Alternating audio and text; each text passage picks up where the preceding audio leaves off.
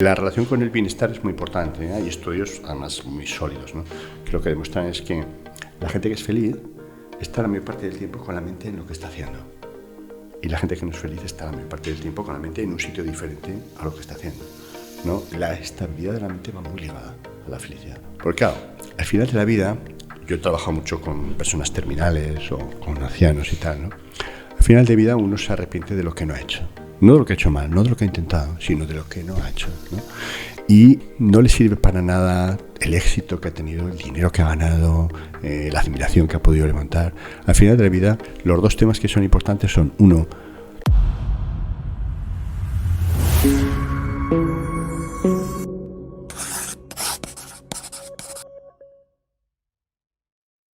Javier, bienvenido al podcast Sobre la Cuerda. ¿Cómo estás? muchas gracias. Pues nada, encantado de estar aquí con vosotros compartiendo ideas sobre muchos de los temas que me fascinan.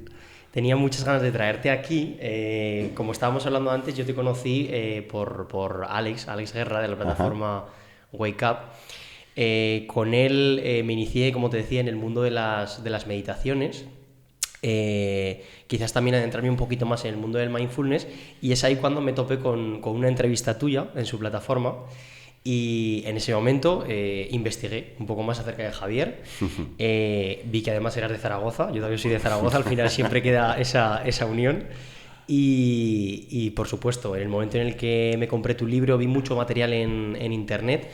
Y bueno, la ilusión que tuve en el momento en el que me contestaste y me dijiste que accedías a venir aquí al podcast, la verdad que fue enorme. Y más sabiendo esos temas que para mí son interesantes, que creo que podemos profundizar en ellos, y que, bueno, al igual que me ocurre a mí, a las personas a las que vamos a dirigirnos, pues también les interesará. Para hacer una pequeña introducción, esto del mindfulness, que muchos escuchamos, mindfulness, mente en blanco, ¿no? Luego hablaremos también de los mitos que se hablan al respecto, Sí. pero ¿qué es esto del mindfulness? ¿Para qué nos sirve el mindfulness? ¿Por qué deberíamos de practicar mindfulness? Bueno, mindfulness se podría traducir como atención plena. Se utiliza más la palabra inglesa porque está muy estructurada, ¿no? Es la que se utiliza a nivel internacional. Sería un estado de la mente que se caracteriza por poder estar atento al momento presente y con aceptación. Ese estado de la mente se asocia a un gran bienestar físico y psicológico, y esa es la razón de que se haya extendido tanto el tema del mindfulness. Mindfulness sería este estado de la mente y la técnica que permite alcanzar ese estado. Normalmente la mente no funciona así, la mente está continuamente pensando, distraída, sufriendo con todos esos pensamientos. Yo soy psiquiatra y una de las quejas frecuentes de mis pacientes y de cualquier paciente de psicología o psiquiatría es: deme algo para parar este continuo charla mental que por la noche además produce insomnio, ¿no? Entonces, la técnica que permite alcanzar este estado sería un tipo de meditación, como comentábamos antes. La diferencia entre mindfulness y meditación es que hay varios tipos de meditaciones. La que lleva mindfulness es meditación atencional. Es el desarrollo de la atención. Suele ser el primer tipo de meditación que se suele hacer en todas las escuelas orientales, meditativas, etcétera, porque es la base. La atención es la base para cualquier otra cosa. Entonces, la técnica sería una meditación atencional, pero como digo, hay otros tipos de meditaciones que son las meditaciones generativas, que lo que buscan es desarrollar cualidades de la mente, por ejemplo, la compasión, que habréis oído, la aceptación, la ecuanimidad. Y habría un tercer tipo de meditaciones junto a las atencionales y las generativas, que serían las deconstructivas, que lo que pretenden es que el yo, que es un constructo que lo percibimos de una forma distorsionada, poco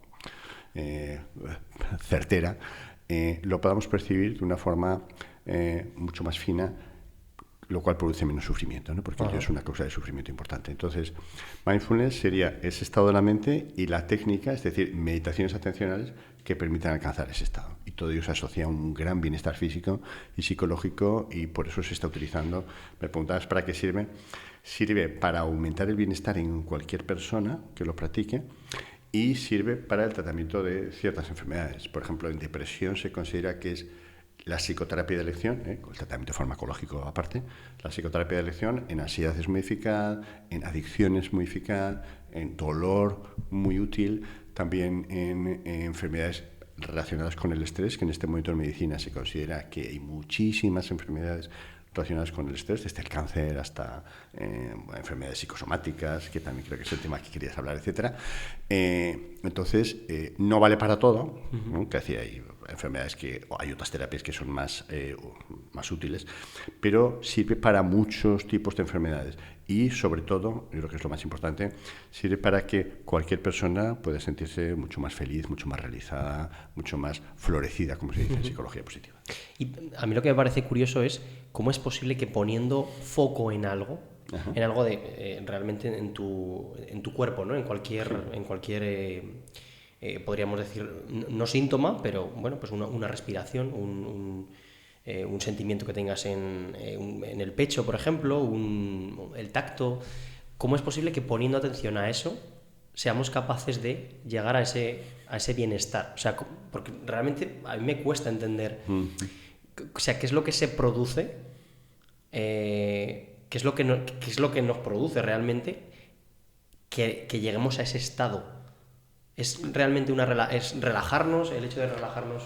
No, es mucho más profundo que la relajación. Fíjate que la relajación en psicoterapia es lo que utilizamos como placebo, ¿sabes? Cuando hacemos un estudio farmacológico, comparas, imagínate, un antidepresivo o un analgésico frente a placebo, es decir, azúcar envuelta que parece igual para que el individuo no sepa qué está tomando. Pues bien, el placebo en psicoterapia es la relajación. Utilizamos la relajación como estándar, como lo más básico, y luego cualquier psicoterapia la comparamos con relajación, ¿no? Relajación es lo más básico, lo más sencillo. Es útil, pero es lo más sencillo. ¿Cuál es la causa? El tema es que los occidentales siempre hemos tenido la idea de que la felicidad y el bienestar está fuera de nosotros. Que tenemos que conseguir algo, yo no sé tú, pero a mí desde luego cuando era pequeño lo que me quedaba claro es tienes que conseguir cosas externas que te dan la felicidad. En mi caso, pues mis padres insistían mucho en las carreras, estudios, etcétera, ¿no? Porque eso, claro, se suponía que iba asociado con una mejor posición social, económica. Una validación propia. Exactamente, ¿no? Pero también dinero, ¿no? Es decir, mejor salario, con lo cual te podías comprar una casa, un coche, un tal, en fin, todo aspectos externos, ¿no? Pero yo invitaría a la gente a que se dé cuenta de que eso está muy estudiado, tiene fecha de caducidad. Tú consigues cualquier cosa, un ascenso de lo que sea, un aumento de sueldo de lo que sea, te compras un piso, te compras un lo que sea, a los 3-6 meses eso está amortizado emocionalmente y ya tienes que buscar otra cosa y otra cosa y otra cosa. La lotería, que se supone que es lo máximo, la gente a los 6 meses de que les ha tocado la lotería son exactamente igual de felices o desgraciados que eran antes de que les tocase. Eso en psicología positiva sobre todo se llama adaptación hedónica, es decir, uno se adapta al placer, también se adapta, y eso es ventajoso, al sufrimiento. Hay que decir que es como la mente. Entonces, la felicidad no está fuera, está dentro de nosotros, ¿no? Entonces, está en que la mente no esté buscando, porque claro, si pensamos que la felicidad está fuera, estamos continuamente buscando, inquietos, pensando, tengo que conseguir esto, tengo que conseguir aquello, necesito que me quieran, me admiren, me tal. La mente está continuamente pensando, inquieta, insatisfecha, etc. La visión clara, que viene de la tradición oriental sobre todo, de que la felicidad está dentro de nosotros y que está en la estabilidad de la mente, una mente estable ya no busca nada, es feliz por sí misma. ¿Me explico? Es una sensación de paz y bienestar difícil de explicar si no se ha experimentado. Y eso va ligado al entrenamiento de la atención. Lo que dicen los estudios es que el porcentaje de tiempo que nuestra mente está... La mente siempre está atenta, pero no donde nosotros queremos que esté atenta. Yeah. El porcentaje de tiempo que está fuera de donde nosotros queremos que esté es del 50%. A la mitad del tiempo, la mente no está donde nosotros queremos que esté, ¿no? Entonces, el entrenamiento de la atención hace que la atención se mantenga estable, la mente está estable, no está buscando fuera estímulos, y eso produce una sensación de paz y bienestar que no tiene parangón con otros estímulos, ¿no? Y esta es la cosa. Pero claro, el entrenamiento de eso requiere esfuerzo y tiempo. Entiendo también que, en mi opinión, ¿no?, que la sociedad para esto tampoco ayuda, porque la forma de validar a una persona es su poder económico, en este caso su poder material. Es complicado. Yo, de hecho, admito que muchas veces, a pesar de conocer esto, de hecho lo hablabas en tu libro, ¿no?, los dos tipos de felicidad que hay, a pesar de saber esto, luego no deja tu mente de sabotearte y decir, fíjate, vale, estás haciendo esto que realmente te llena, pero si tuvieras esto, y luego tienes razón, es cierto que es algo tan simple como que tú adquieres cualquier bien y después deja de tener ese valor que tú le das inicialmente. De hecho, yo he escuchado una cosa que decía que la distancia entre lo que quieres y lo que tienes es siempre la misma. Y lo que hay que trabajar es en esa distancia, no en ese deseo, ¿no? Y estoy totalmente de acuerdo, es así, es así. Pero claro, qué complicado es. De hecho, para entrar un poco más en profundidad, una persona, cualquier persona de las que nos esté escuchando ahora mismo, ya ha escuchado lo que es el mindfulness. Para hacerlo lo más sencillo posible, ¿qué técnicas podría hacer ahora mismo? Para empezar mañana, por ejemplo, para poder acercarse a este estado del que hablamos. Lo que decías, claro, de que es difícil por la sociedad que vivimos, es que, claro, esta sociedad está basada en la sociedad de consumo. Es decir, una sociedad de consumo, lo que te meten es compre, consuma y tal, porque esto es lo que le dará la felicidad, y efectivamente es un proceso que yo creo que ya nos hemos dado cuenta, los que vivimos en sociedades occidentales, que esto no lleva a la felicidad, ¿no?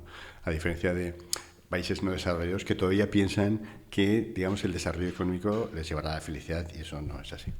Preguntas, ¿qué técnicas habría que utilizar? Mindfulness es un entrenamiento. Yo la recomendación que haría a cualquiera es que, por supuesto, puede acceder a ello con libros de autoayuda sobre mindfulness.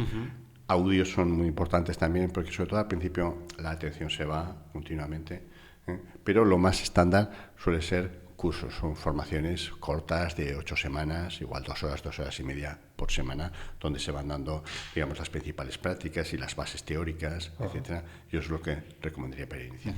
¿Y qué técnicas concretamente? Podemos hacer alguna, no sé si quieres que hagamos alguna hora o hacemos... Cuando al final de la entrevista... Bueno, pues luego hacemos alguna de las prácticas, pero las prácticas tienen que ver con el entrenamiento de la atención. Fíjate que es interesante que yo siempre digo en los cursos, nosotros tenemos un máster en la universidad, como sabes, ¿no? Que es el más antiguo en cualquier universidad de habla hispana. Los estudiantes son necesariamente licenciados, son necesariamente universitarios que han terminado tal. Y yo les digo, ¿qué os parece? ¿Cuál es la causa de que, habiendo hecho una carrera que requiere atención, obviamente, no tengáis entrenada la atención? Es como paradójico. Sí. Es curioso. Porque la técnica de entrenar la atención es muy específica, ¿no? Entonces, luego haremos prácticas, pero el tema clave sería eso. Cuando uno es estudiante, ¿no? Y muchos de los que nos escucharán han sido estudiantes de instituto, de universidad o de lo que sea, el proceso es el siguiente. Yo estoy estudiando algo, ¿no? Yo estudio medicina. Estoy estudiando en una biblioteca, por ejemplo, medicina. Y puedo estar absolutamente concentrado en un tema que para mí es importante, ¿no? Como la medicina, y que tengo que hacer luego unos exámenes, etcétera.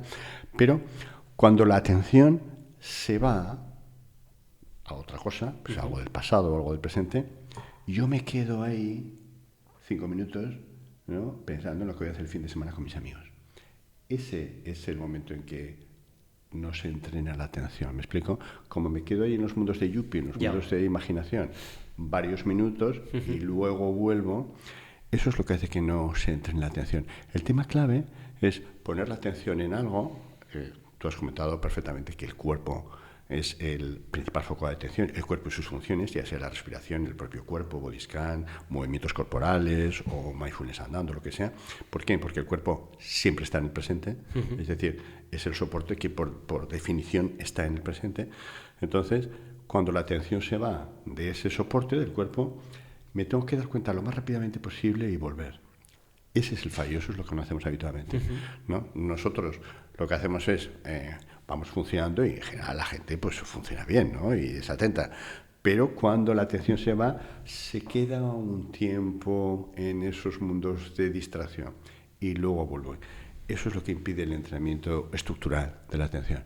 Si pudiésemos mantener la atención llevándola continuamente al punto en casi todas las actividades que hacemos, porque la práctica formal es simplemente entrenarse en eso para luego en el día a día, en cualquier actividad, poder hacerlo también.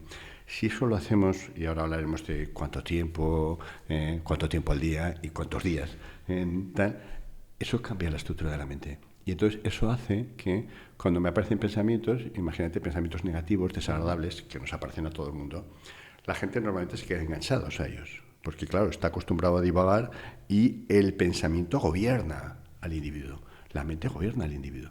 Nosotros decimos que estamos atrapados por la amígdala cerebral, ¿no? Que la amígdala cerebral es la parte del cerebro que regula las emociones, ¿no? Es como que te secuestra con un pensamiento negativo y ya te quedas ahí, madre mía, Dios mío, qué horror, ¿por qué pasa esto? El entrenamiento en la atención hace que cuando tú te vas, en vez de quedarte enganchado a bucle negativo del tipo que sea, como estás acostumbrado a cuando te vas soltar lo que sea y volver, puedes soltar lo que sea, incluso un pensamiento negativo. Por eso es tan útil en la depresión. En la depresión aparece un bucle negativo de soy un desastre, un fracaso, nadie me quiere, lo que sea, ¿no? Yo, como estoy entrenado por la práctica de mindfulness a soltar cualquier tipo de pensamiento, lo puedo soltar y vuelvo. Y se acabó. Quiere decir, ese pensamiento negativo ya muere en sí.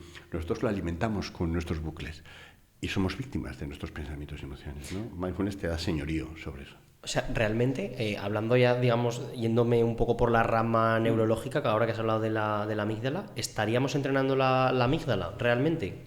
Claro, estaríamos cambiando toda la estructura de la mente, ¿eh? Lo que pasa con la práctica de mindfulness es que las conexiones cerebrales, el cerebro es muy plástico, sí, se modifican. Y entonces la amígdala, que en este momento funciona a sus anchas, por así decirlo, vale, porque nadie la controla, de los primeros cambios, o el primer cambio que se produce, es una conexión mayor del lóbulo frontal, donde están todos los aspectos de atención y tal, conecta cada vez más con la amígdala, de manera que la amígdala queda como reducida y absolutamente modulada, no quiero decir controlada, pero se podría decir modulada por el lóbulo frontal. Es decir, yo con mi atención puedo regular mis emociones en la amígdala. Hay varios mecanismos de acción de mindfulness. La regulación de emociones es uno de los más importantes. Y claro, imagínense todos los que nos están escuchando la importancia de regular emociones. El sufrimiento humano va ligado a emociones negativas, ¿no? Tengo tristeza, tengo ansiedad, tengo miedo, me siento culpable y tal. Si yo puedo regular esas emociones, gracias al entrenamiento de la atención, imagínense si ustedes pudiesen decir a sus emociones negativas, fuera, paso de ti, ahora toca. Estaría continuamente en un estado de bienestar, en un estado de paz, de tranquilidad, que es lo que experimenta el meditador. No solamente mientras medita, que por supuesto, sino como la idea es extrapolar eso a la vida diaria, pues lo experimenta en la vida diaria. Te van a surgir, como a todo el mundo, situaciones negativas, ¿no? Una pareja que te deje, un problema laboral, un tal.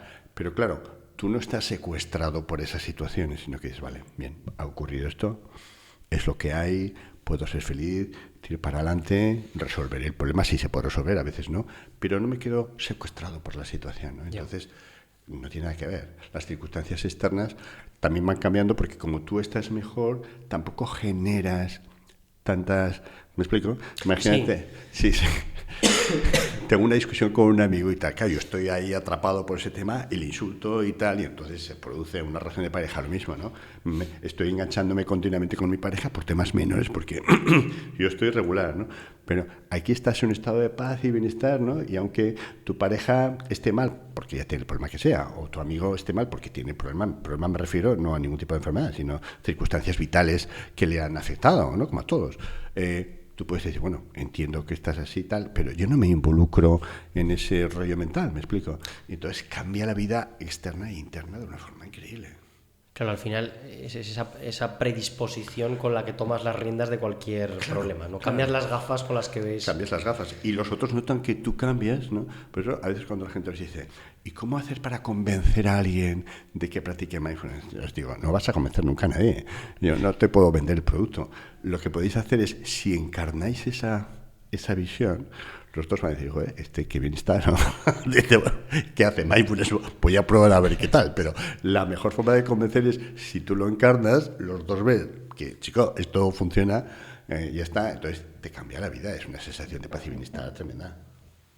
Y después cuando hagamos la técnica de meditación que nos propongas, si por ejemplo queremos evaluar, sí, lo que hablábamos antes, ¿no? Queremos evaluar si el proceso que estamos siguiendo es efectivo o no es efectivo, ¿no? Porque quizás a mí también me sucedía que empezabas a meditar, pero me costaba evaluar si iba por el buen camino. Claro, al final existen tantas técnicas que no sabes si es la más efectiva, te empiezan a surgir dudas, ¿no? Entonces, tenemos algún patrón para poder evaluar que vamos por el camino correcto. Sí.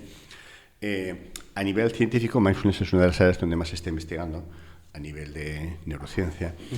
Por supuesto, hay escalas de mindfulness, ¿sabes? Autoaplicadas, muy validadas. Utilizamos eso y utilizamos las escalas de lo que queremos cambiar. Imagínate que yo tengo ansiedad o tengo depresión, pues no solamente se demuestra que aumento mis niveles de mindfulness, sino que mejoro en que tengo menos ansiedad, menos depresión, y que mindfulness lo media, es como el mecanismo mediador, ¿no? Eso es lo que se hace en investigación. A nivel individual, lo que vais a notar, lo que va a notar la gente es, primero, que la atención está mucho más estable, haga lo que haga. Es decir, es más difícil dispersarse hacia cualquier actividad de la vida diaria y uno es mucho más eficaz, ya sea que estudie, ya sea que trabaje, ya sea que sea ama de casa, lo que sea, tiene mucha más capacidad de que la atención no se vaya. Pero sobre todo lo que va a notar es una sensación de mayor bienestar, es una sensación de que las emociones están más reguladas, no te enfadas tan fácilmente, no pierdes los nervios, no tienes esa, digamos, ansiedad porque ocurran las cosas, sino que hay una sensación de paz y bienestar. Hay un aspecto que es muy importante y que es difícil de explicar, que es que aumenta la aceptación. La aceptación, que tenemos cursos específicos para desarrollarla, va muy ligada a mindfulness, tiene muy mala prensa en Occidente, en el sentido de que la gente piensa que una persona que acepta es un tío que pasa de todo en absoluto, ¿no? La aceptación solo se aplica a las cosas que tú no puedes cambiar, a las cosas que es imposible de conseguir. Y no te quedas enganchado a ella. Aceptas que no lo puedes cambiar. La aceptación, insisto, solo se aplica para cosas que no se pueden cambiar. Por ejemplo, el pasado. Por ejemplo, algo que está muy superior a mí, etcétera, o que he intentado muchas veces y he visto que no. Entonces hay más aceptación, ¿no?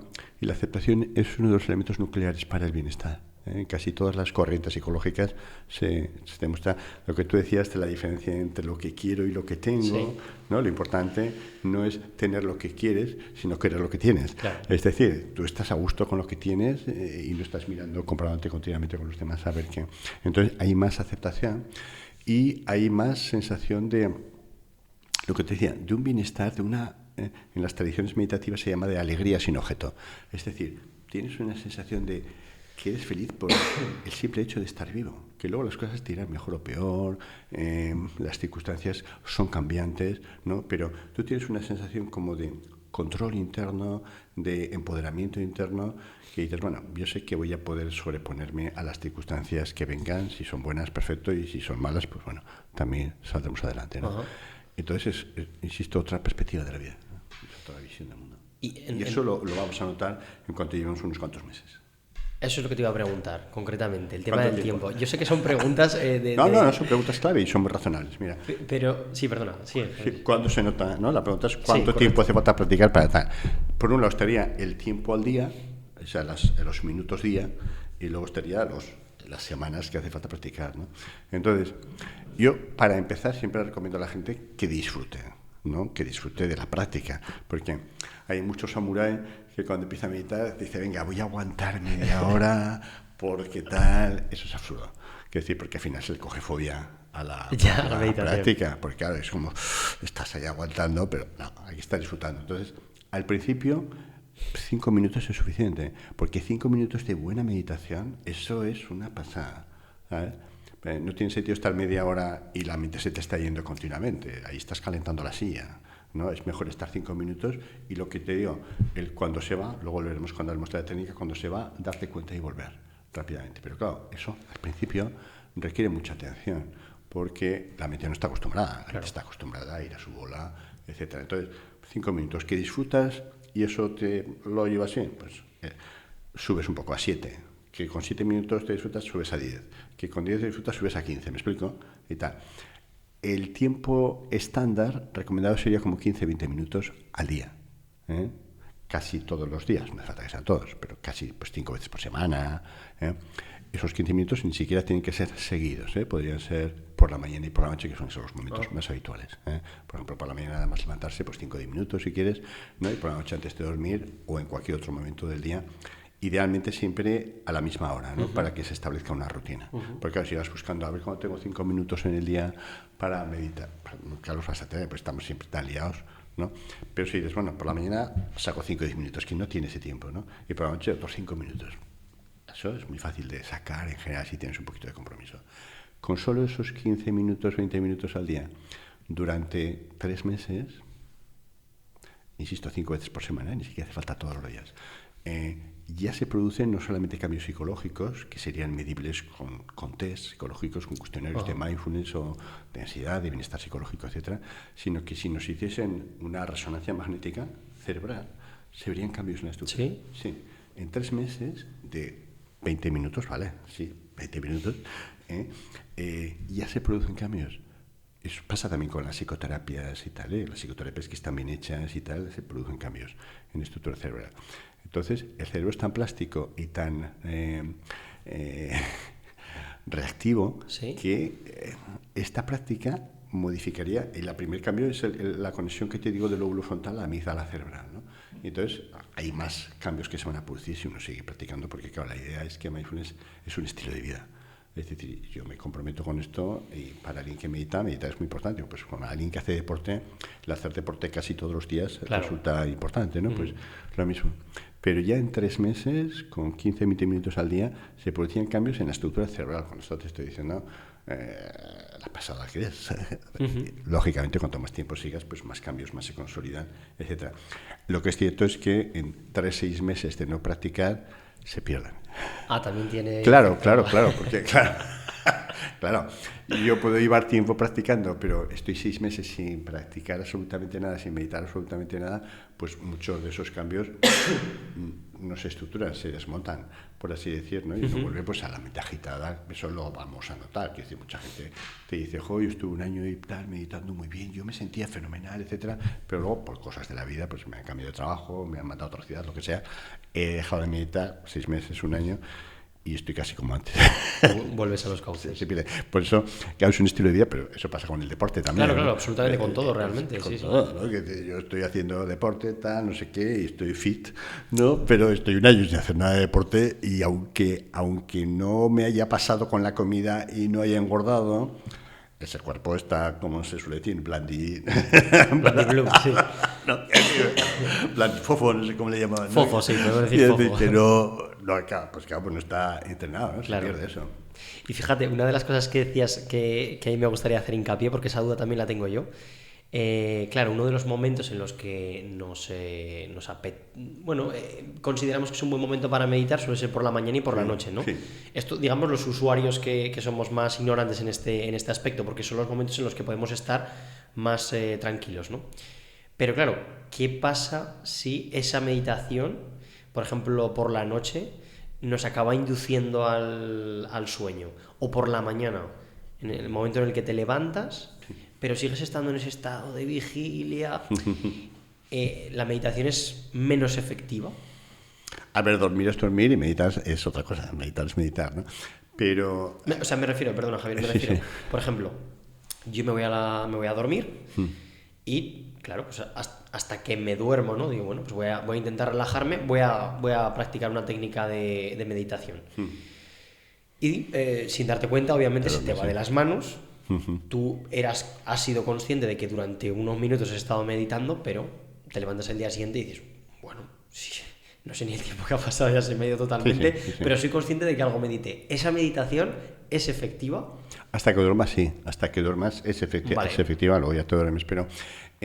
los mejores momentos efectivamente son por la mañana, nada más levantarse, es el mejor momento, con diferencia, ¿no? La mente está nueva, ha renacido, ¿no? Buda decía, la mente se reinicia cada día, cada mañana, ¿no?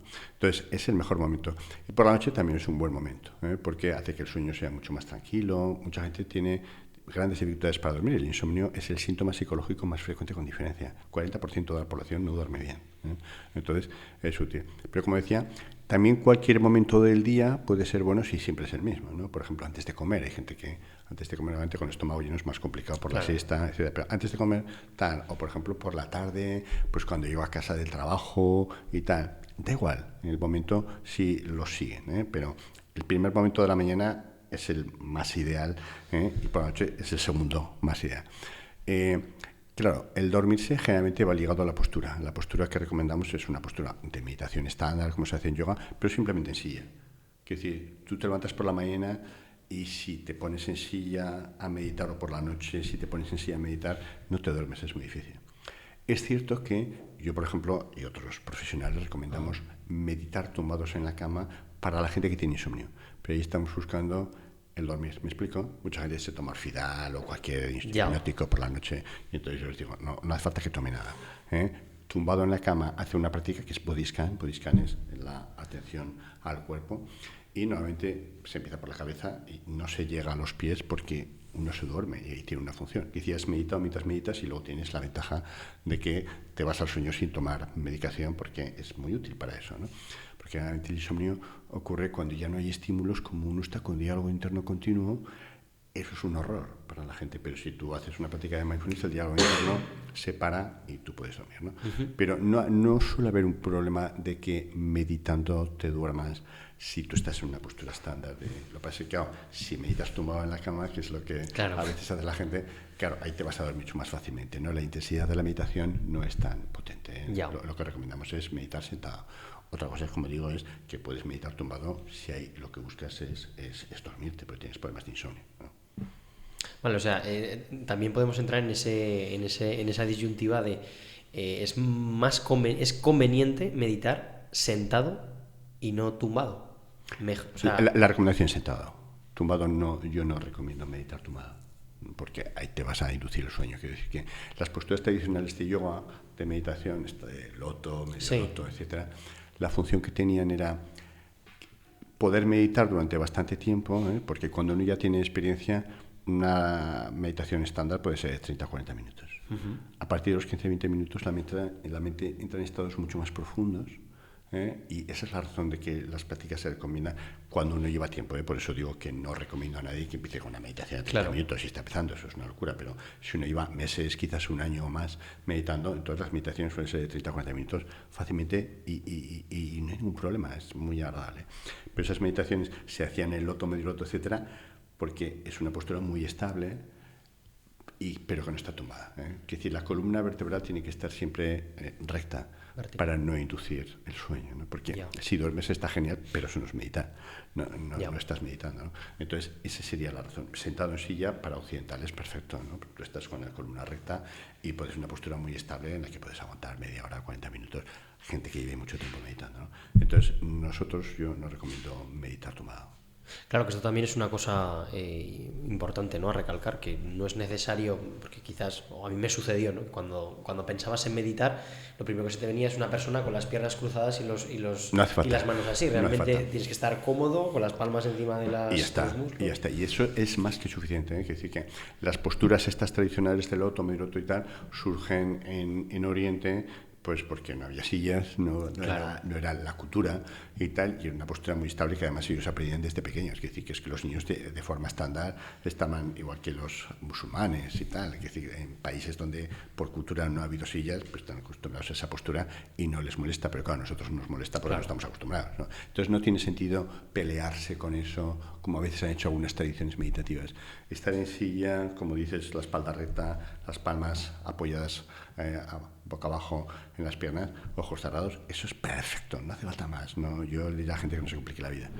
Es mucho más importante que medite, que dedique tiempo a meditar, que dedique tiempo a entrenar la postura, que le puede costar. Yo mismo me costó igual 2 o 3 años y empecé pronto, a los 16 o 17 años, pero claro, ya no tenía la tradición de esa postura, me costó un dolor y tal. No vale la pena, no vale la pena. Para ti ahora mismo, ¿cuál es tu favorita, con la que actualmente...?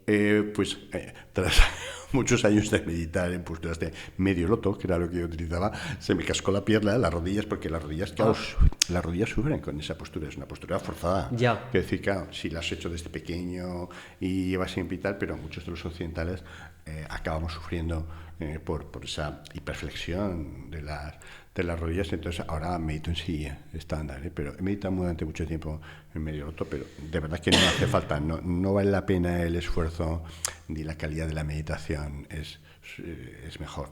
Se puede hacer unas meditaciones perfectas, muy profundas, con una postura normal, estándar. Vale.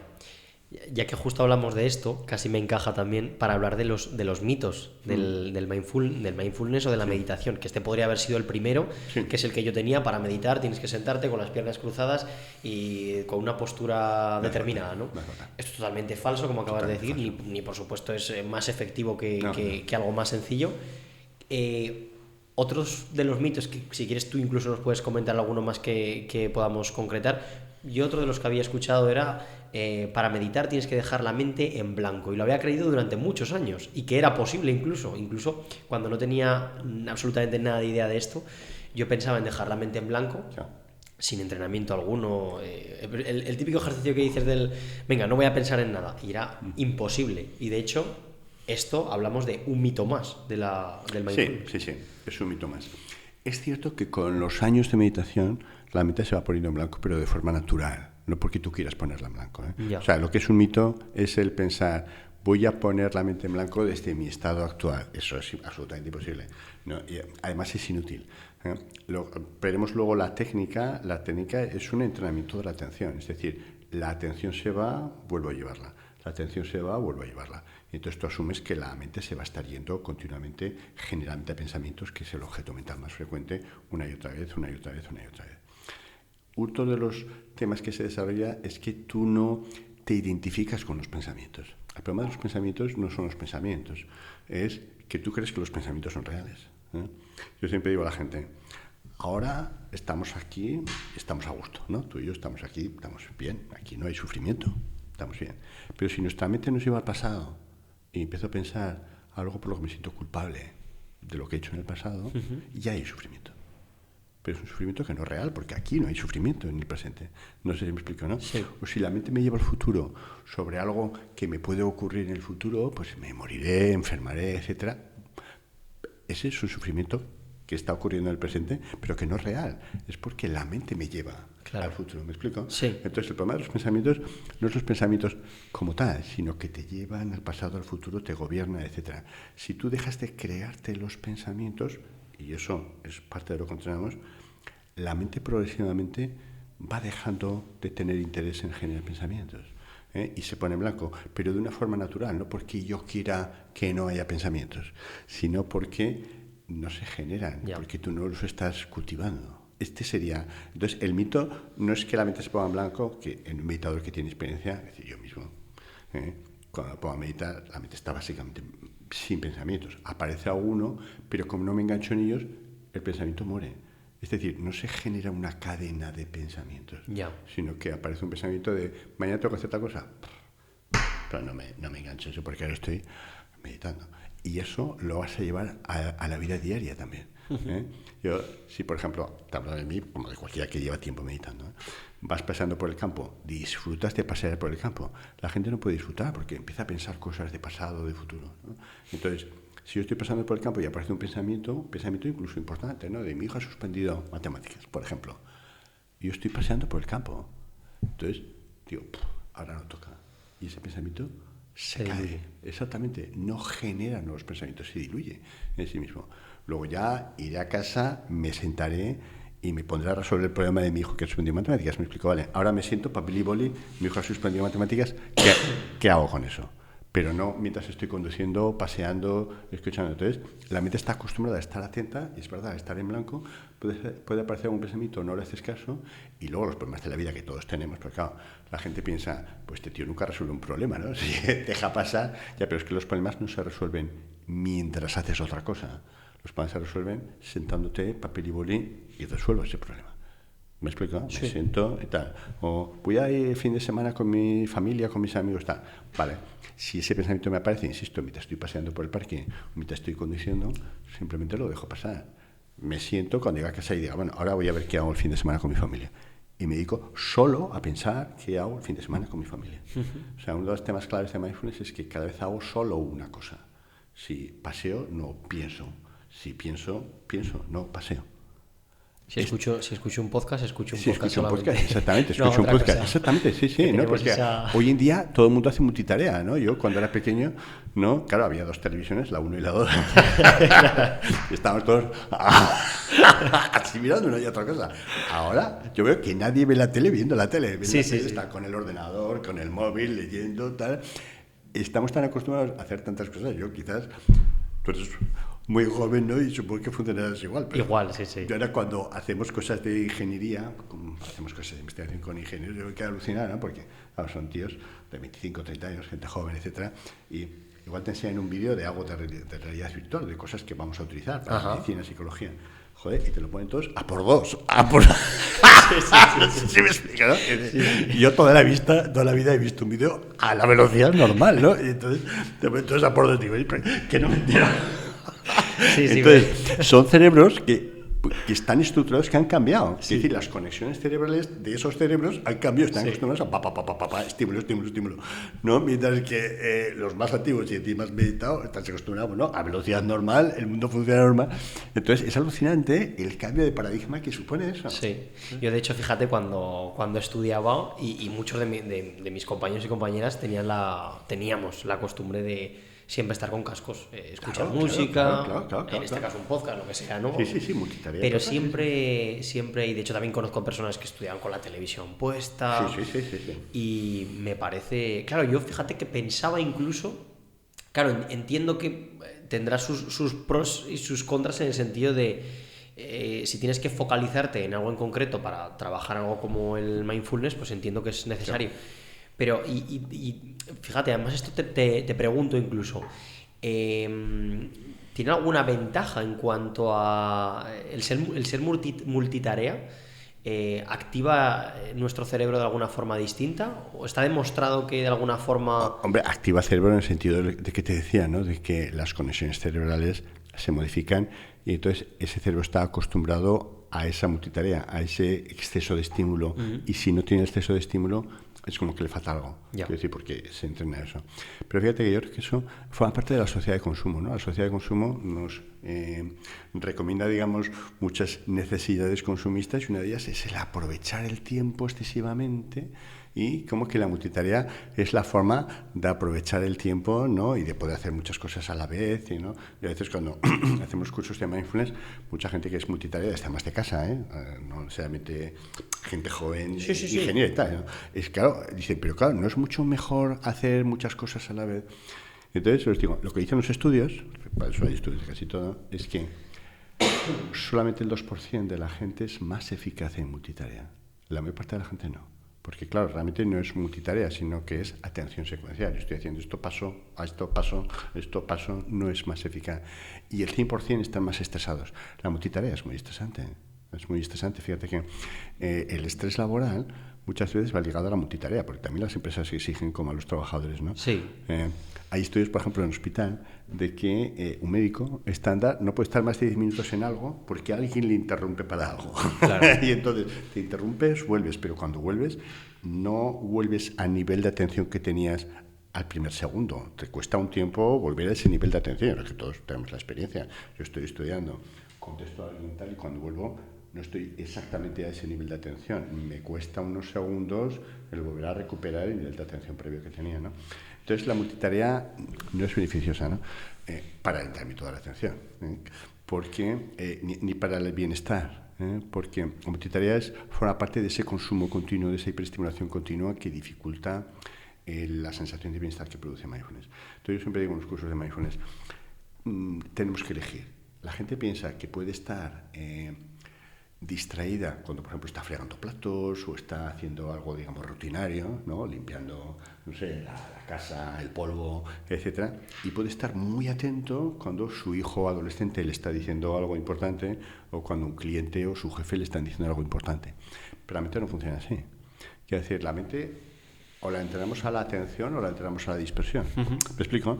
No puedes decir, bueno, voy a estar disperso ahora, que esto es una tarea que no me interesa mucho y ahora voy a estar muy atento porque esta es una tarea muy importante. Las conexiones cerebrales son las que son. Yeah. Si te has entrenado la dispersión, cuando estés haciendo algo importante, como que tu hijo te está hablando, la mente se te va a otra cosa, Yeah. porque es lo que está entrenada. Yeah. Y si te entrenas en la atención, cuando estás haciendo algo de bajo nivel cognitivo, ¿no? Como por ejemplo fregar platos o tal, la mente está absolutamente centrada ahí.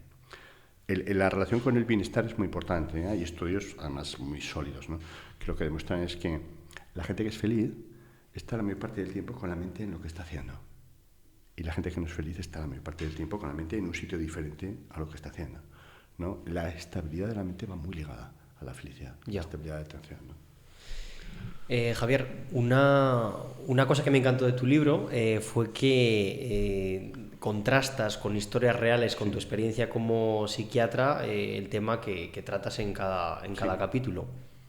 Eso es algo que a mí personalmente, además de entretener, pues siempre te capta un poco más y además te ayuda a estar más en la historia porque sabes que una persona ha vivido eso, ¿no?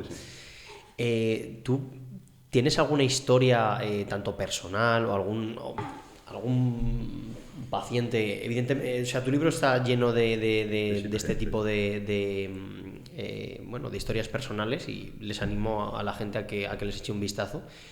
Pero, o sea, no importa que sea del libro o una que se te ocurra a ti, pero una historia, en este caso real, de algún paciente o incluso tuya, en la que consideres que el mindfulness impactó la vida de una persona de una forma importante. Sí, habría muchas, ¿no? Yo te pongo un ejemplo. Una que recuerdes que te impactara. Sí, me impactó por el hecho. Pues esta era una mujer de edad media, 40 años o así aproximadamente, que era una alta ejecutiva, ¿no? De una empresa importante aquí en la región. Y que había dado la vida, como es muy frecuente, y más en mujeres, ¿no? Porque yo creo que es más difícil para ellas, por la estructura, y tienen que dar. Entonces, claro, en ese proceso de ser exitosa, de ejecutiva exitosa, pues había tenido que hipotecar las relaciones de pareja, porque claro, le dedicaba tanto tiempo esto, incluso relaciones de amistad. Se había perdido amigas, amigos en todo este proceso. Entonces tenía un gran éxito profesional y económico asociado, etcétera, y un buen día la empresa la echó. Pues como suele ocurrir, quiero decir, no porque ella hiciese nada mal o hubiese simplemente porque ya iba empezando a hacerse mayor y para muchas empresas a partir de los 45 años eres viejo y fuera. Y entonces, claro, cayó una depresión, ahí fue cuando la conocí yo, porque era un sentimiento de injusticia brutal, ¿no? Has dado todo por esta empresa, por tal, y en un momento dado te consideran ropa vieja, ¿no? Y te tiran a la basura, bueno, le indemnizaron, lo que sea, tal. Entonces estaba absolutamente deprimida, ¿no? Por supuesto, aparte del tratamiento farmacológico, que eso es independiente, yo le recomendé hacer mindfulness. Digo, mira, yo creo que es un momento para cambio en tu vida, para replantearte. Claro, ya no podía, porque estaba tan enganchada a lo que había sido su vida ejecutiva y tal, que no podía. Pero empezamos, me hizo caso, teníamos una buena relación, y empezó a hacer mindfulness, bueno, poco a poco mejoró de la depresión, etcétera. Y el mindfulness cambió su vida radicalmente, porque ya dijo, no tiene sentido la vida que estoy llevando. La vida que llevaba no tiene sentido. Le ofertaban alguna cosa de ejecutiva, una empresa quizás un poco menos, pero también de alto standing, con sueldos muy buenos. Pero dijo, esto no tiene sentido ya. Y entonces reestructuró toda su vida. Y se enfocó, pues hablaremos, una de las cosas que también ayuda a mindfulness es a conectar con el sentido de la vida, ¿no? Y entonces decía, si es que no tiene sentido todo lo que he hecho, ¿no? Y entonces empezó a preocuparse más por temas sociales, etcétera, y ha cogido un trabajo de CEO, de jefa, ¿no? De ejecutiva, pero de una ONG relativamente importante, donde ella podía volcar todo esto que le había cambiado su vida de ayuda a los demás, etcétera, etcétera. Tenía menos trabajo porque ella eligió reducir el trabajo, también el sueldo, pero ya había ganado, que si no le interesaba eso ahora, reestructuró su vida social, familiar, ¿no? Empezó a tener más amigos, tuvo una pareja, etcétera, etcétera, y su vida era plena. Decía, esto es la felicidad. Pues ¿cómo está perdiendo el tiempo toda la vida haciendo algo que realmente no tenía sentido, ¿no? Había desequilibrado toda mi vida, y mindfulness me ha servido para darme cuenta de lo que es importante, ser coherente. Por supuesto, siguió practicando durante mucho tiempo. Yo hace algún tiempo que no la veo, pero estuve con ella 2 o 3 años, por lo menos, y el cambio de vida que se generó fue brutal, y fue gracias a mindfulness. Yo estoy seguro de que sí. Yo no insistí en que hiciese esto, ¿no? Que no hiciese una terapia estándar, ¿no? Porque temía que hubiese pasado lo mismo, que hubiese salido de la depresión y hubiese vuelto a coger otra tal. No, porque la hipoteca, esto le llamamos, y algo hablo del libro, ¿no? De proyectos de carencia. Es decir, son proyectos tan grandes, sobre todo laborales, etcétera, Sí. que al final uno hipoteca todo lo demás, familia, amigos, aficiones, etcétera, por esto, ¿no? Y cuando eso se viene abajo, porque por las circunstancias de la vida muchas veces se viene abajo, el individuo se queda como en shock y generalmente desarrolla una depresión, ¿no? Entonces, el cambio que hizo ella fue fantástico, ¿no? Porque esa ONG llenaba toda su vida, pero había llenado también de nuevo de pareja, amigos, etcétera, que era lo que había hipotecado. El trabajo que estaba haciendo tenía un sentido, no le dedicaba todo el tiempo al trabajo, ni mucho menos, había reducido las horas, entonces su vida era mucho más equilibrada, feliz, practicaba mindfulness, y te decía, gracias, es que esto no se puede explicar con palabras, el cambio y el bienestar que me produce esto, ¿no? Es uno de los ejemplos, no es el único, ¿no? Pero ha habido ejemplos de este tipo, ¿no?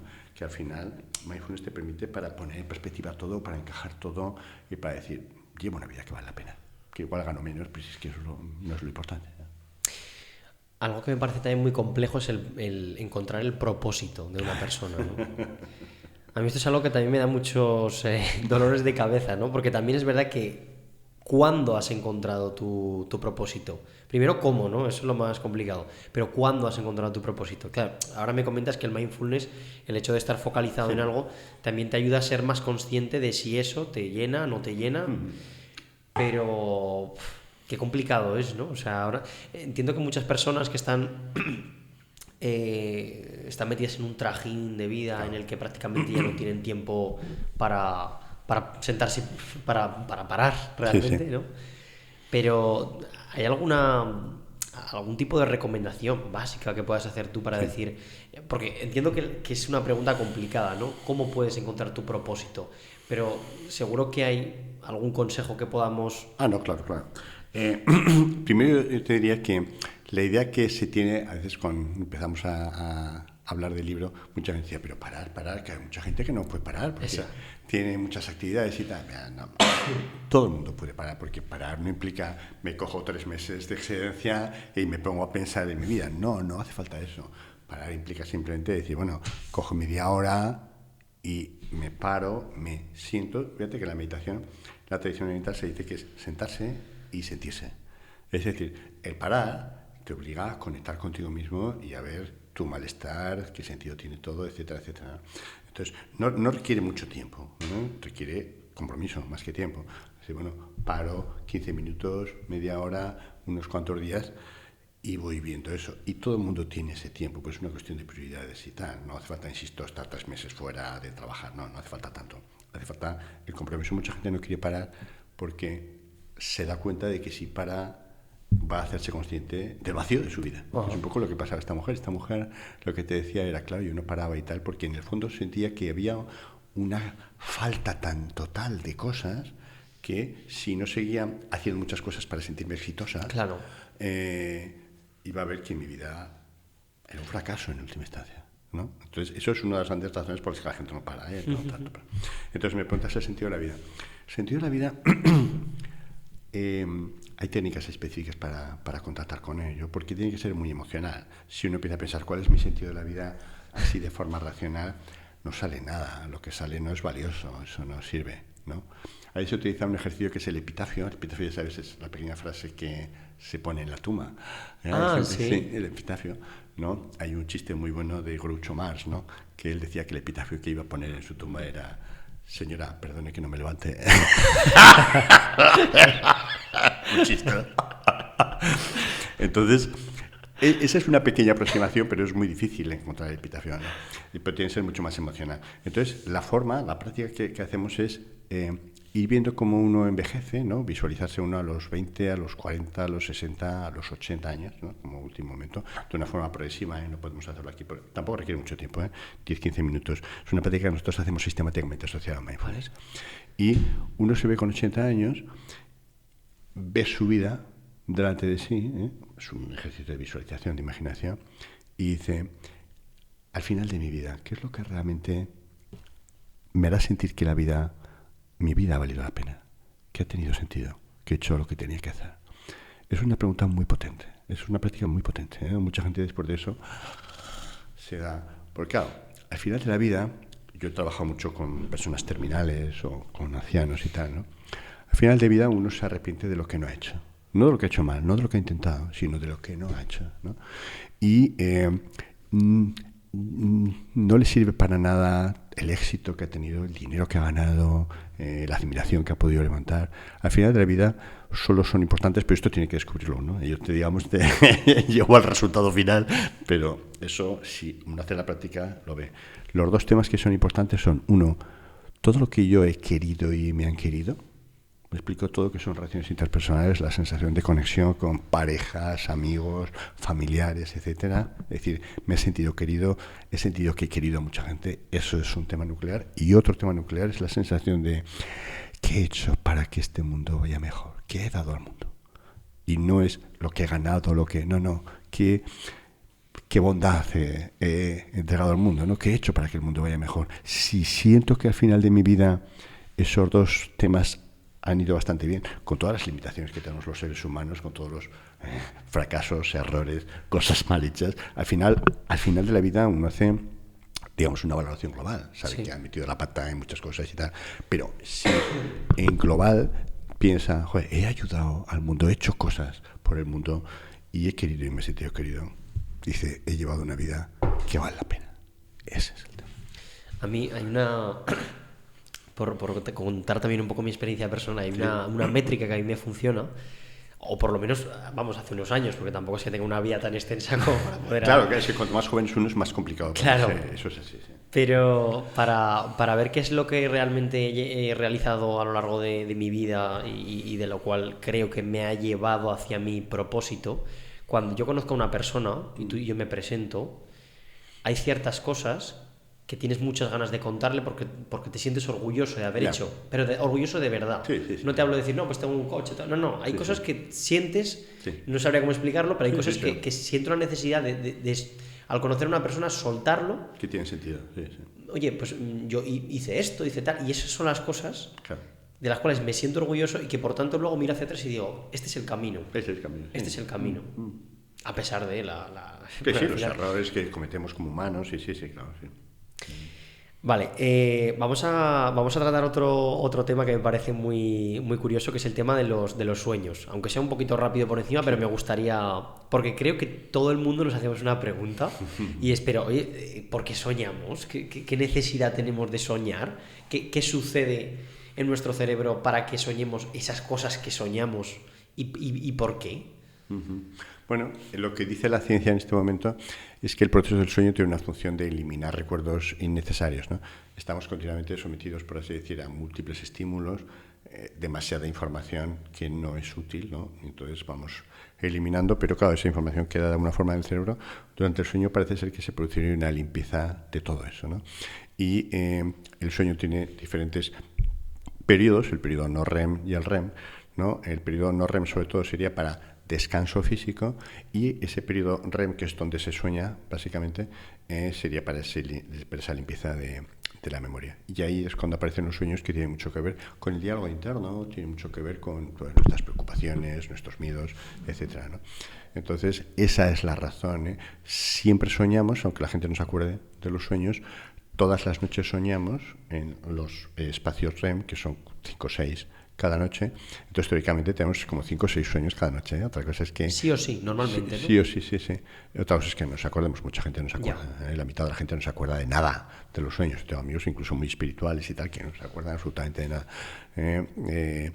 La práctica de mindfulness también se asocia a los sueños, a recordar mejor los sueños, a que los sueños sean también más tranquilos y también más lúcidos, que es otro de los temas, ¿no? Que es decir, la lucidez en los sueños es una cosa poco frecuente, solo el 10% así de la gente tiene más o menos con alguna frecuencia sueños lúcidos, pero también está relacionado con las prácticas meditativas, espirituales y en algunas tradiciones. Ahora te preguntaré acerca también de los sueños lúcidos, pero me sigue pareciendo curioso cuando una persona realmente sueña, o sea, hablamos de un mecanismo residual, o sea, es para poder eliminar... Sí.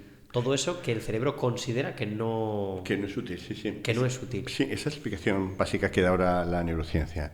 En muchas tradiciones el sueño ha sido muy importante. La cultura occidental es de las pocas.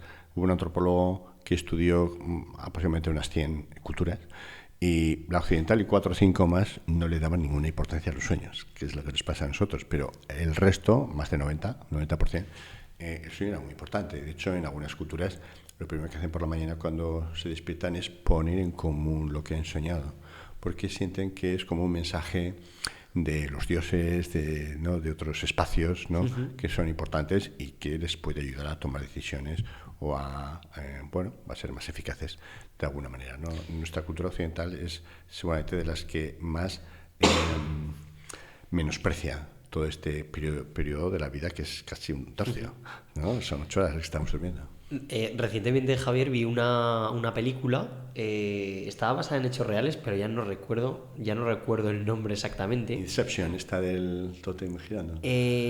No, creo que no, porque además es reciente.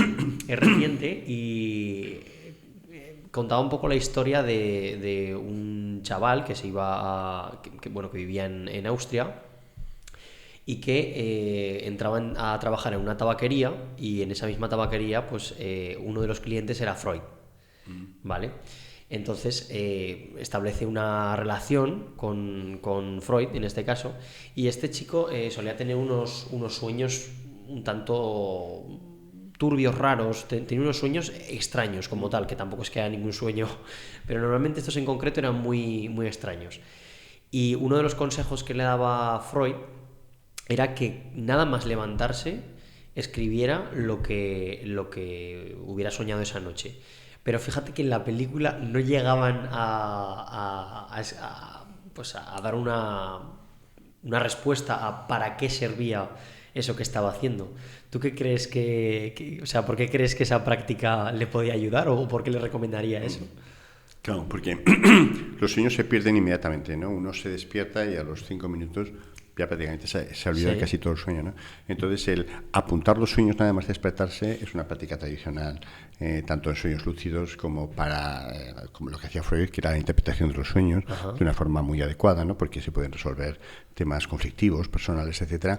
Entonces, la función de apuntar los sueños es retenerlos, porque si no se te van a olvidar inmediatamente, y a partir de ahí trabajar con ellos, ¿no? Vale. Freud trabaja con la interpretación de los sueños, porque es verdad que él decía, y es cierto, que es un camino directo al inconsciente, y también en los sueños lúcidos se trabaja porque es la forma de ver lo que se repite en los sueños, las cosas raras en los sueños, ¿sí? Y se liga a técnicas para despertar en los sueños, para que sean lúcidos los sueños, ¿no? Entonces, yo también recomendaría a la gente que le interese los sueños y que trabaja en los sueños el recordarlos, ¿eh? En otras culturas no se apunta, pero es como que nada más despertarse uno está 5 minutos intentando recordar el sueño y memorizarlo para comentarlo con la gente. Entonces eso es una práctica muy estándar.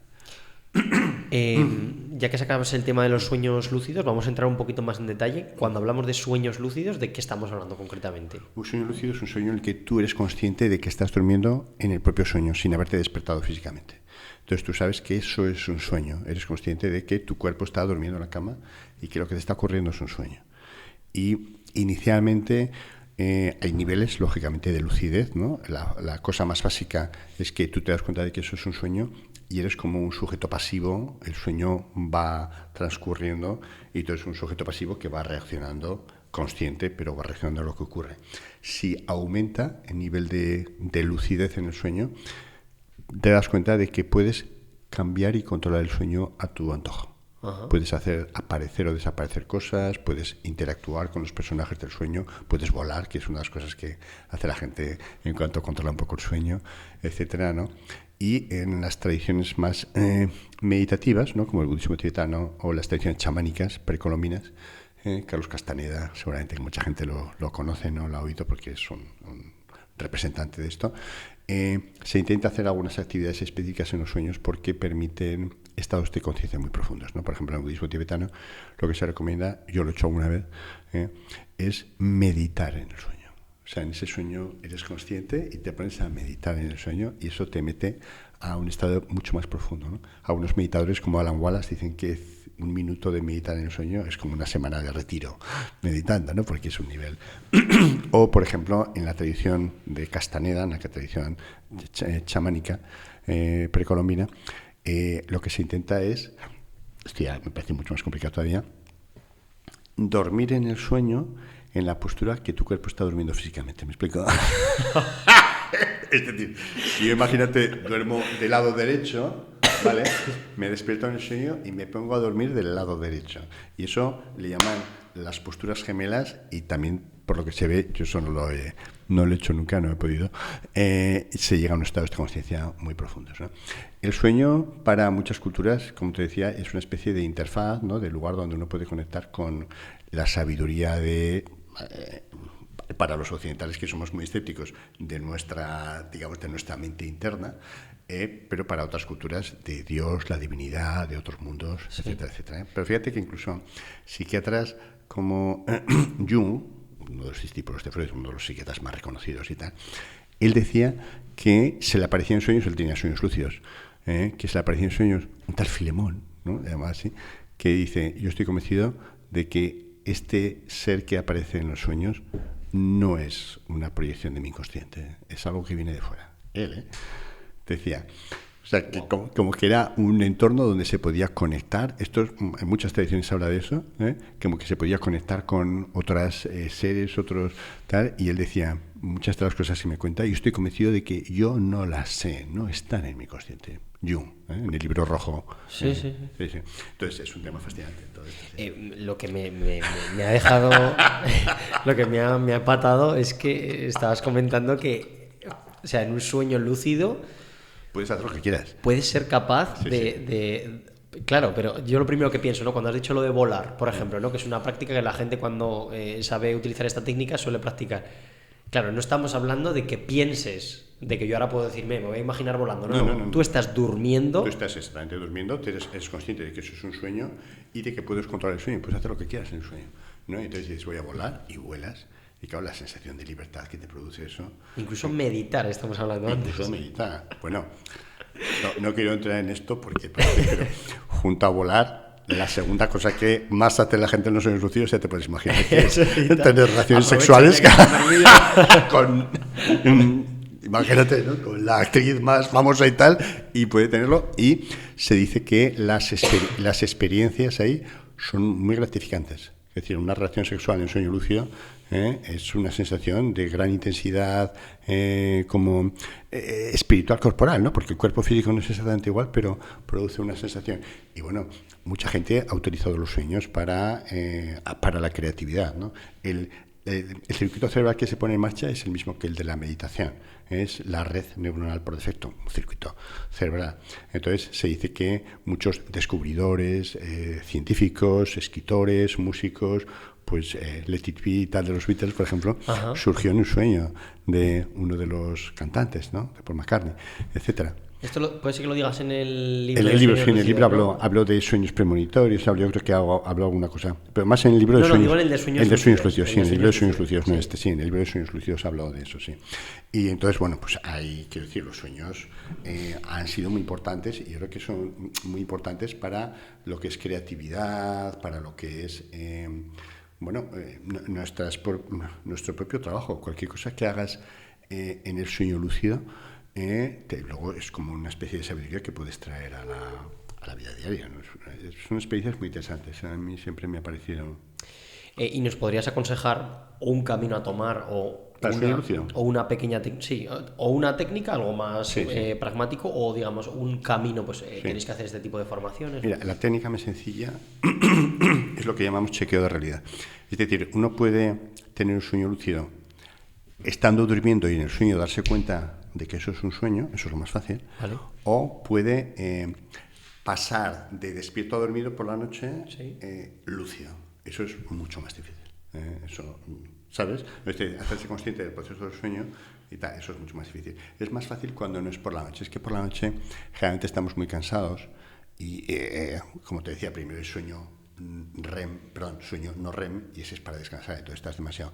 Es mucho más fácil tener sueños lúcidos en ese momento de despertarse, en la siesta, si es una siesta muy ligerita y no hemos comido mucho, entonces estamos grovis, o en lo que los ingleses llaman naps, ¿no? Que son como duermevelas, etcétera, momentos en que parece que te quedas ahí medio dormido. Ahí es muy fácil, mucho más fácil tener un sueño lúcido.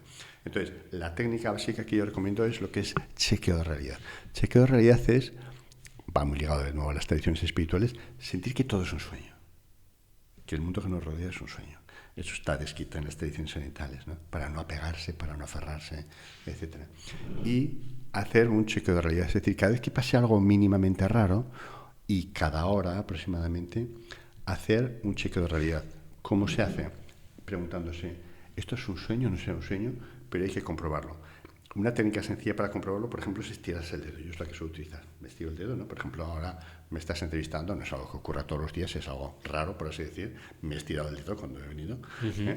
Claro, aquí te estiras el dedo y no pasa nada, obviamente. En el sueño te estiras el dedo y el dedo se estira. Te puedes llegar a preocupar, ¿no? Bueno, está durmiendo, ¿no? Yo la primera vez que tuve un sueño lúcido, no cuento el libro de sueños lúcidos, que tendría 15 años o 16 aproximadamente, iba a casa de un amigo que vivía, no me acuerdo, en 38, ¿no? Y entonces iba por la calle 36, 40, faltaba el 38. Faltaba, en los sueños es muy normal que pasen cosas raras, ¿no? Faltaba. Vale. Y ahí dije, guau, esto es raro. Como estaba entrenado a esta técnica, cuando pasa algo raro, o periódicamente, como cada hora aproximadamente, ¿Sí? hace el tal, dije, esto igual estoy soñando. Y me estiré y efectivamente vi que el dedo se estiraba. Y dije, ¡guau! Un sueño lúcido, estoy soñando. Y ya a partir de ahí empecé a vivir ese sueño lúcido, que generalmente no dura mucho tiempo, en 2 o 3 minutos, eso, la energía tiende a acabarse y tal. Hay técnicas para alargar ese sueño lúcido, porque yo en ese momento estaba empezando y claro, estaba fascinado porque la primera vez que tienes un sueño lúcido es como, esto es la leche, porque claro, es la sensación de que es la leche. Volé, hice todo, ¡guau! ¿No? Y claro, estabas tan emocionado que te despiertas físicamente posteriormente. Son 2-3 minutos, pero entiendo que también esos 3 minutos o 2-3 minutos se te hacen. Lo digo por la experiencia. O sea, no tengo experiencia, por supuesto, en sueños lúcidos, pero cuando estoy soñando, me doy cuenta de que le doy vueltas a lo mismo, estoy en la misma zona, pero para mí ha sido como si hubiera durado toda la noche entera. Sí. Te da sensación de que dura, ¿no? La percepción del tiempo es diferente, sí, cuando estás soñando. Otro concepto que me gustaría tocar, porque creo que es como el antagonista de esto que estamos hablando, ¿no? Que es la parálisis del sueño, que es precisamente cuando estás dormido, eres consciente de que estás soñando, pero no eres capaz de articular tu cuerpo, ¿no? Sí. ¿Eso qué nos está sucediendo ahí? Bueno, la parálisis del sueño es algo bastante frecuente, no es nada patológico, que nadie se preocupe. Lo único que pasa es que uno se pone ansioso porque dice, madre mía, me voy a quedar aquí muerto, no voy a despertar, no pasa nada de eso. Lo que ocurre es que en el periodo REM, que es cuando soñamos, hay también una parálisis muscular total. De hecho, los únicos músculos que se mueven en ese momento son los párpados. Cuando se ha hecho estudios de conectar con alguien que estaba en un sueño lúcido, se ha hecho, el que estaba en el sueño lúcido sabe que está soñando y mueve los párpados para conectarse con el científico de fuera que le está haciendo un electroencefalograma, electromiograma, etcétera, etcétera. Así se diagnosticó, por así decir, el primer sueño lúcido conectando con la persona que tenía el sueño lúcido. ¿Sabes? Utilizaba un sistema Morse, ¿no? Según la duración del parpadeo, pues significaba punto raya, ¿sabes? Bueno. Joder. No, es muy interesante, fue muy interesante. Entonces, ¿qué ocurre en la parálisis del sueño? Que yo me he despertado físicamente, pero no ha llegado todavía el movimiento a los músculos. Hay una especie como de decalaje, ¿no? De no sincronía entre el despertar psicológico, yo ya estoy despierto y me podría mover, pero todavía no ha llegado el movimiento a los músculos porque hay una parálisis asociada al sueño REM. Que si te despiertas muy rápidamente soñando, pasas de sueño REM a despierto, y entonces en algunas personas y en algunas situaciones, porque no ocurre siempre, etcétera, etcétera, es como que tú estás despierto psicológicamente antes de que, digamos, el cuerpo reactive. Ahí no pasa nada, no hay que hacer nada, no hay que asustarse, simplemente esperar a que vuelva, digamos, la energía al músculo, que suele durar 30 segundos o un minuto. Lo que pasa es que esos 30 segundos se te pueden hacer de una duración eternos. Exactamente, sobre todo por el miedo que tienes de a ver si me voy a quedar aquí muerto en vida.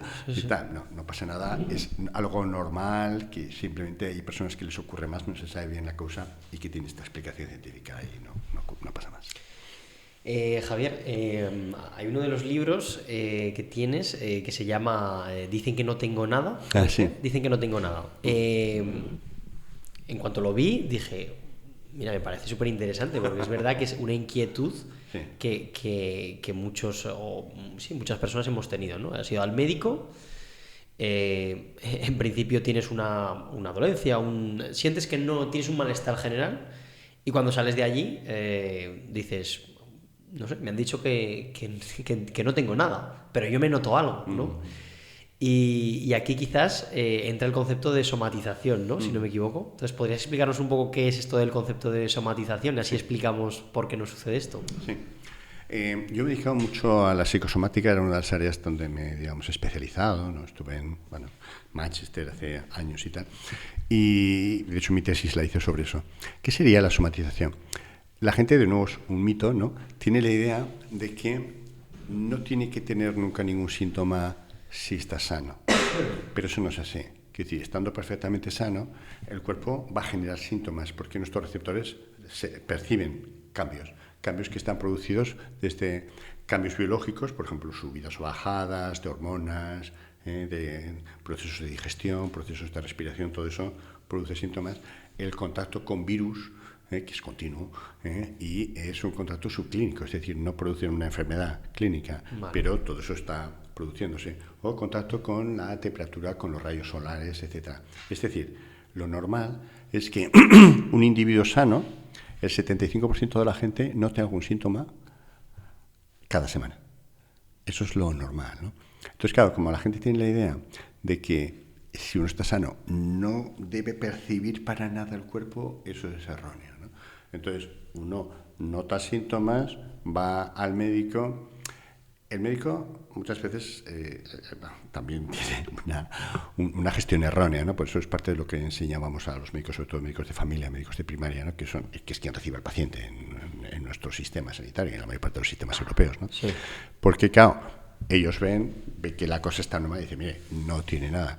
Pero claro, esa no es una respuesta satisfactoria para el individuo, porque yo noto algo, bueno, no tendré nada, pero yo noto algo, no me cuente que no tengo nada, ¿no? Y entonces empieza la desconfianza, etcétera, etcétera, y tal, ¿no? Entonces, el tema de la somatización sería eso, el asumir que es normal que el individuo tenga síntomas, lo cual no significa que tenga una enfermedad, pero que puede tener síntomas, y la necesidad de que el médico se dé cuenta y le pueda decir al paciente, sí, efectivamente, afortunadamente no tiene una enfermedad, pero usted va a notar tal cosa o tal cosa, porque bueno, es posible que haya pues subidas, bajadas de temas endocrinos, de contacto, etcétera, etcétera. Eso sería, digamos, la parte más básica, más normal, lo que le ocurre a la mayor parte de la gente. Además, a otras personas también les puede ocurrir, y que es otra forma de somatización, digamos, un poco más patológica, es que yo tengo una enfermedad psicológica, ¿no? Por ejemplo, ansiedad o depresión, y esa ansiedad o depresión se asocia a síntomas físicos y psicológicos, ¿no? Nosotros pensamos que una depresión solo produce, por ejemplo, síntomas psicológicos. No, una depresión, en la mitad de los casos, produce dolor, porque las vías de dolor y la depresión son las mismas. Entonces, el paciente puede quejarse de dolor, el dolor no está producido por una enfermedad física, está producido por una enfermedad psicológica, por ansiedad o depresión. Y eso es muy difícil de aceptar por un paciente, ¿no? Si no se le explica muy bien, porque claro, es algo raro, por así decir, ¿no? Entonces, de nuevo no se le puede decir no tiene nada, sino que tiene que decir, mire, efectivamente usted está sintiendo dolor, afortunadamente no hay una enfermedad física, orgánica que esté produciendo esto, pero el estrés, el simple estrés, que casi todos estamos estresados hoy en día, puede producir síntomas tipo dolor, tipo mareos, tipo pues dificultades de concentración, etcétera. Síntomas que el individuo nota como físicos, pero tienen una causa psicológica. Este sería la somatización en ambos niveles, un nivel más light y un nivel más profundo. Y eso se puede tratar muy bien, etcétera, pero claro, hay que explicarle muy bien a la persona algo que parece increíble, ¿no? Que el estrés, algo psicológico, pueda producir síntomas físicos. Claro. O sea, al final, lo que sentamos encima de la mesa es que hay una conexión mente-cuerpo. Absoluta. ¿No? Sí, porque esta disociación mente-cuerpo es muy occidental, ¿eh? A mí parte de las medicinas tradicionales, la ayurvédica india, la medicina china y tal, mente-cuerpo van juntos, no se considera un médico del cuerpo, un médico de la mente, ¿sabes? Como que están tan conectados que necesariamente van juntos. ¿Esto en culturas orientales? En culturas orientales, sí. Por ejemplo, la medicina ayurvédica india o la medicina china, etcétera. También las medicinas tradicionales chamánicas, de cualquier... Es decir, cuerpo y mente no se separan, van juntos, se considera que no tiene que haber esa diferenciación. esta diferenciación de la medicina occidental tiene mucho que ver con el dualismo cartesiano, ¿no? Descartes dice, pienso, luego existo. Es decir, la mente va por un lado, el cuerpo va por otro, no están asociados. De hecho, uno de los grandes temas de la filosofía del siglo XVI, de la época de Descartes, era cómo pueden estar conectados la mente y el cuerpo, estas dos sustancias tan diferentes. Eso nos sorprendería a las tradiciones médicas orientales o precolombinas y tal.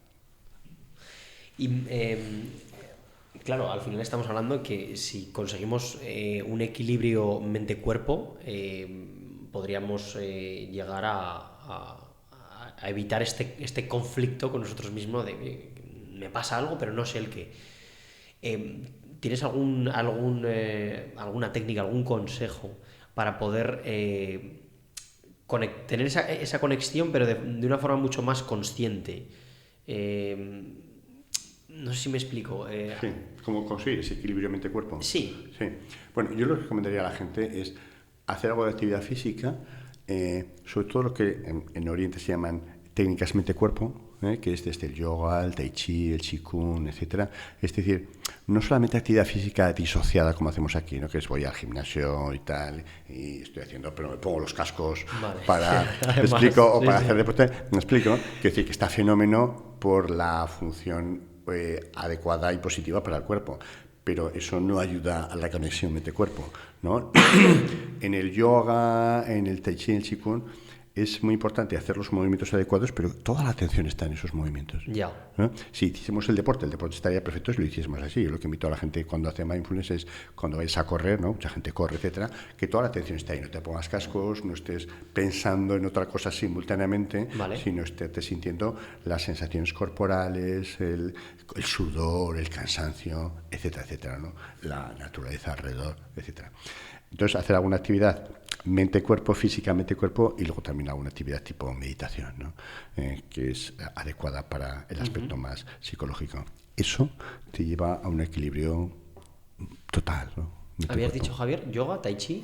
Sí, yoga, tai chi, qigong, artes marciales, sí. Son técnicas donde se activa el cuerpo, pero donde la atención tiene que estar necesariamente en los movimientos del cuerpo, ¿sabes? Mientras que en el deporte occidental se supone que uno puede estar, pues eso, ¿no? No va al gimnasio y está la gente con los cascos y tal, porque se aburre, ¿no? Entonces hay una disociación mente-cuerpo. El cuerpo está trabajando y la mente está en otro mundo, ¿no? Tiene que estar unido, ¿no? Las técnicas mente-cuerpo, yoga, tai chi, qigong, artes marciales son orientales todas. La atención va ligada al cuerpo, no puede estar separada. Javier, antes de que hagamos la meditación esta que hemos comentado antes o la técnica que nos va a permitir ser más conscientes de lo que estamos haciendo en ese momento, a mí me gustaría saber si tú tienes alguna rutina o algunas prácticas que realices en tu día a día o que intentes obligarte a realizar o que realices directamente que consideres que a lo largo de los años te han funcionado para poder compartírselo a las personas que nos están escuchando. Bueno, un poco en esta línea que te decía, ¿no? Yo medito todos los días, es rarísimo el día que no medito, ¿no? Las técnicas de meditación son como las que vamos a ver ahora, técnicas de mindfulness estándar, ¿no? También otras técnicas de meditación, a veces más ligadas a tradiciones meditativas, pero bueno, son muy parecidas. Entonces intento meditar todos los días. No quiero asustar al personal, pero sí suelo hacer pues 30 minutos por la mañana, 30 minutos por la noche. Para mí es muy importante. Vale. Y luego intento hacer actividad física, también mente-cuerpo, tipo yoga, tipo tai chi, pues como 3 veces por semana, 10-15 minutos cada vez y tal. Yo con eso la verdad es que voy muy bien. Es lo que te decía, ¿no? Algo de actividad física y pues meditación. O algo así. Yo creo que es con eso la sensación de bienestar, de equilibrio es muy elevada. Yo recomendaría a la gente que hiciese eso, quizás menos tiempo, pero medito mucho y tal, pero no hace falta tanto. 15-20 minutos de meditación, quizás 10-15 minutos, 3 o 4 veces a la semana de alguna técnica mente-cuerpo o deporte, pero con la atención puesta ahí. Eso produce un equilibrio brutal, yo es lo que recomendaría. Aunque esta pregunta se salga un poquito de nuestro encuadre, te quiero preguntar también, trata un poco el tema de los sueños, pero tampoco el tema de las horas de sueño, que te genera un poco de controversia. Sí. Al final, pues, como psiquiatra y experto, ¿cuál es la experiencia que has tenido? ¿Hay unas horas de sueño determinadas que se consideran necesarias para que el cuerpo no funcione como tenga que funcionar? Yo te diría que por debajo de 7 horas es un poco justo, ¿eh? Algunas personas pueden quizás dormir un poco menos. La verdad es que con la práctica de meditación se duerme menos, ¿eh? Yo puedo ser que duerma 6 horas, 6 horas y media, pero ese es el límite, ¿eh? Pero para cualquier persona normal, menos de 7 horas sería insuficiente, ¿eh? Y más de 9 también es demasiado, ¿no? Entre 7 y 9 horas se suele considerar, y en las horas de no luz, ¿no? Porque hemos alterado tanto el sistema que hay gente que duerme a las 2 de la mañana de 2 a 11. Eso no tiene sentido, no tiene que ser la noche para dormir, porque todos los ritmos biológicos están ligados al proceso de vigilia, ¿no? de día-noche. Uh-huh. Vale, si te parece podemos empezar a hacer un ejercicio práctico que la gente pueda aplicar ahora mismo en su casa, por ejemplo. Hacemos la práctica. Lo que voy a hacer es la práctica básica de mindfulness, ¿eh? Vamos a utilizar un soporte que es fosas nasales. Podríamos utilizar otros, ¿eh? En el cuerpo, por ejemplo, en la respiración. Junto a fosas nasales estaría el centro del pecho, el esternón o el abdomen, 2 dedos por debajo del ombligo, ¿eh? Y ahí notamos el movimiento del ombligo, ¿no? Hacia adelante o hacia atrás, o del pecho hacia adelante o hacia atrás. Pero vamos a utilizar fosas nasales y vamos a notar el aire tocando los 2 orificios de la nariz. En mindfulness no se fuerza la respiración, en la meditación en general, ¿eh? No es un ejercicio de respiración, es un ejercicio de atención. En la respiración, por tanto, no se fuerza. Y no se respira más que por la nariz, no por la boca. Y no se sigue el aire por el tubo respiratorio, ¿eh? Uno se queda en fosas nasales, en pecho, en abdomen. Entonces vamos a utilizar ese soporte y vamos a ver los 4 pasos de la práctica de mindfulness, que son los 4 pasos que vamos a aplicar, sea cual sea el soporte. Haremos esa práctica de mindfulness en la respiración, en fosas nasales, viendo los 4 pasos, y luego haremos una práctica muy breve de contar respiraciones. Yo cualquiera de las 2 es la que recomiendo a la gente. Entonces adoptamos una postura cómoda, sentados en silla, las plantas de los pies bien apoyadas en el suelo. Esto es importante, ¿eh? Las manos palmas abajo apoyadas en las piernas, la espalda recta sin tensión, y los ojos recomendamos cerrados, ¿eh? Sobre todo al principio hace que uno tenga más fácil mantener la atención. Y empezamos, ¿eh? Llevamos la atención a fosas nasales. Observad que notamos el aire contactando, con los 2 orificios de la nariz al inspirar y luego al expirar. Y este sería el primer paso de los 4 pasos que tiene mindfulness, ¿no? El primer paso es llevar la atención a un punto, a un soporte, a un anclaje, en este caso fosas nasales. Ved que ese paso requiere esfuerzo. Uno tiene que llevar la atención de donde sea que esté la atención a fosas nasales. El segundo paso es, una vez allí, esperar a que la mente se distraiga. Ya hemos dicho que la mitad del tiempo la mente está fuera de donde queremos, por tanto, en pocos segundos la mente se va a distraer. Los 3 distractores principales son los pensamientos, ya lo vais a ver, está continuamente pensando la mente. Otro distractor frecuente es una sensación corporal, estoy en fosas nasales y me pica el pie y se me va ahí la atención. Y el tercer distractor frecuente son los sonidos, ¿eh? Estoy meditando y el vecino habla o hace ruido y se me va la atención ahí. Ese es el segundo paso, que no requiere esfuerzo, ¿eh? La mente tiende a distraerse de forma natural. El tercer paso es el más importante de todos. Es el darme cuenta lo antes posible, idealmente en 1 o 2 segundos, de que la mente se ha ido, de que ya no están fosas nasales. Y cuando me doy cuenta, es decir, no me quedo ahí pensando en lo que sea, o sintiendo el picor en el pie un rato, o escuchando el sonido un rato, sino que intento darme cuenta lo antes posible, paso 3, y paso 4, vuelvo a llevar la atención otra vez al anclaje, en este caso fosas nasales, con compasión, con cariño, sin enfadarme con nadie. Entendido que la mente, entrenarla es como entrenar a un gatito, a un perrito, ¿no? Que se distrae con facilidad. Nadie se enfadaría con un gatito porque sea travieso. Es lo normal. Pero la mente es igual. No está entrenada, aunque tengamos una carrera universitaria, no está entrenada y entonces pues es inquieta como un perrito. Estos 4 pasos son la base, ¿eh? Entonces estaríamos 5 minutos, habríamos puesto el cronómetro, con el móvil o con lo que queráis, para no estar atentos mirando al teléfono, sino solo estar atentos a la respiración. Y observamos estos 4 pasos. Llevo la atención a fosas nasales.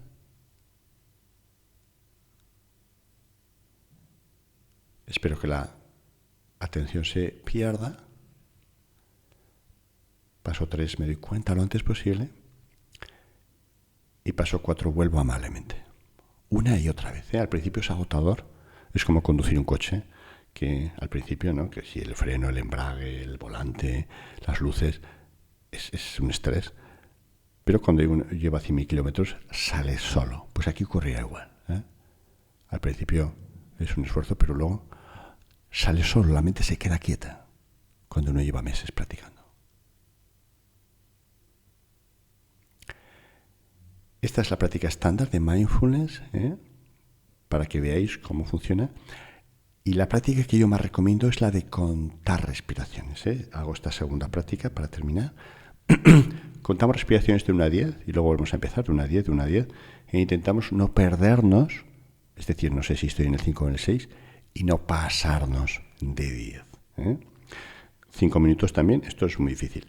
La forma de contar, para que resulte más fácil, es tapando ese diálogo interno que tenemos. Yo lo que recomiendo es repetir la cuenta, ¿no? Mientras inspiro 1, 1, 1, 1, mientras expiro 1, 1, 1, 1, primera respiración, segunda respiración, mientras inspiro 2, 2, 2, 2, mientras expiro 2, 2, 2, 2, y así sucesivamente. Veis que al repetir tapo el diálogo interno y me es mucho más fácil mantener la atención. Entonces, vamos a estar un par de minutos, si os parece, haciendo esto.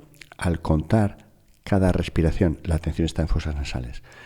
Vamos a repetir 1, 1, 1, 1, 1, 1, y vamos a contar de 1 a 10, de 1 a 10, intentando no perder la cuenta. Si la perdemos no pasa nada, volvemos a empezar. Vamos a hacer un par de minutos y con esto terminamos.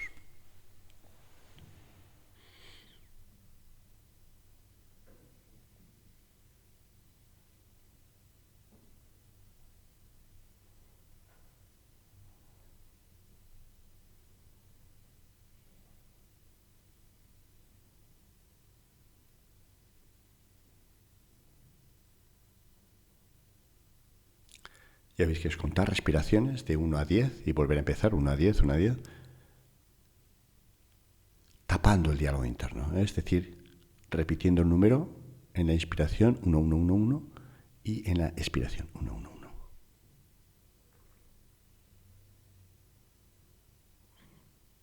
Y nada más, esto sería. Si esta práctica, cualquiera de las dos, la hacéis 5 minutos durante 3 meses, yo os prometo que el cambio que vais a notar en vuestra mente es brutal. ¿Quién no tiene 5 minutos?